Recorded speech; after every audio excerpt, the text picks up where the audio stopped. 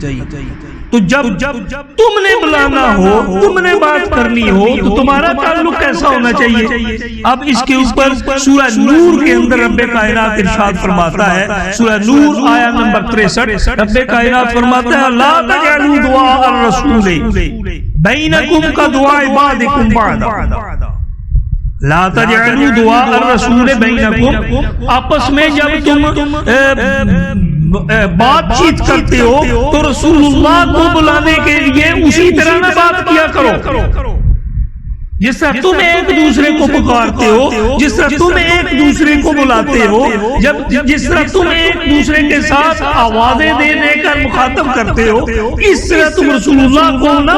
بلایا کرو۔ کدعاء بعضکم بعضا، جس طرح تم ایک دوسرے کو پکارتے ہو اس طرح نہ پکارا کرو۔ رب کائنات اپنی بارگاہ میں آ کر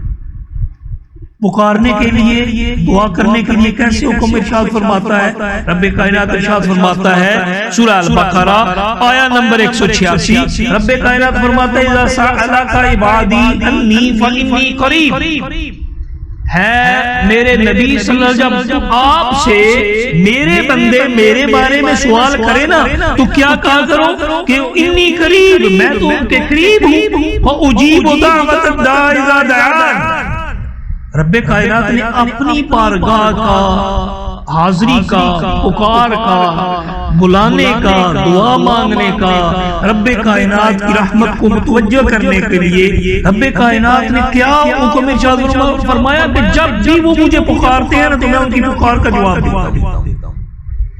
وہ پکاریں بس، کوئی کسی قسم کی قید، حدود اور کسی قسم کے قیود ذکر نہیں فرمائے، بلا تشبیہ و بلا مثال، میں کوئی مقابلہ نہیں کر رہا، اللہ مجھے معافی دے، ہاں اللہ کی بارگاہ کا، رسول اللہ صلی اللہ علیہ وسلم کی بارگاہ، لیکن جو رب کائنات نے ہمیں سکھایا ہے، جو ہمیں بتایا ہے، بات وہ ہے کہ اللہ کی بارگاہ میں جب پکار رہے ہو تو کیسے پکارو، جس طرح مرضی ہے پکارو۔ اجیب دعوت الداعی اذا دعان، جب بھی وہ مجھے پکارتے ہیں، جب بھی مجھے بلاتے ہیں، جب بھی میری بارگاہ میں آ کر دامن پھیلاتے ہیں، میں ان کی پکار کا جواب دیتا ہوں۔ فَلْيَسْتَجِيبُوا لِي، پس انہیں بھی چاہیے کہ میرے احکام پر عمل کریں،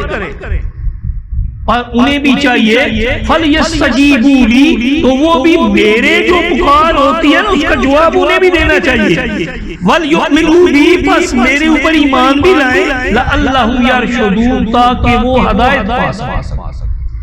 جب بارگاہ رسالت کا ادب سکھانے کی باری آتی ہے، سورہ الحجرات کے ابتدائی ساری آیات صرف اسی بات پر آ جاتی ہیں۔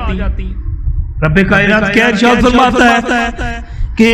یا ایھا الذین آمنوا لا ترفعوا اصواتکم فوق صوت النبی، ہے یہ اہل ایمان اپنی آوازوں کو نبی صلی اللہ علیہ وسلم کی آواز سے بلند مت کرو، جب بلاؤ تو اپنی آوازوں کو آپ کی آواز سے بلند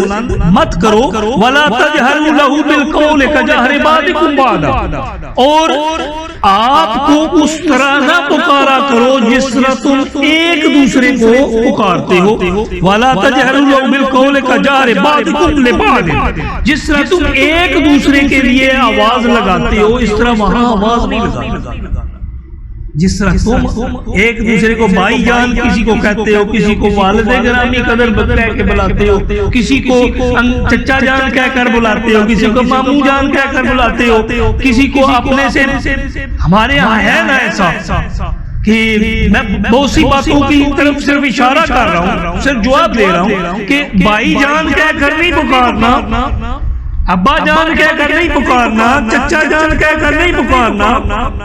بابا جان کہہ کر نہیں پکارنا، ماموں جان کہہ کر نہیں پکارنا، وہ جس طرح تم آپس میں ایک دوسرے کو بلاتے ہو اس طرح نہ پکارنا۔ کس طرح پکارنا ہے؟ اس طرح پکارنا ہے جس طرح رب کائنات ارشاد فرماتا ہے، تمہارا اپنا نہیں ہونا چاہیے، یہ بارگاہ ربی سے تمہیں تمیز سکھائی جائے گی، اس طرح نہ پکارا کرو جس طرح تم پکارتے ہو، اگر ایسا کرو گے تو کیا ہوگا؟ تحبط اعمالکم، تمہارے اعمال ضائع ہو جائیں گے، وانتم لا تشعرون، اور تمہیں اس کا شعور بھی نہیں ہوگا۔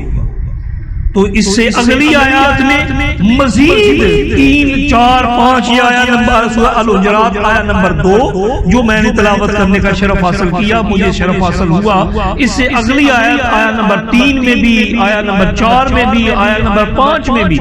بارگاہ رسالت میں آ کر آپ کو مخاطب کرنے کا،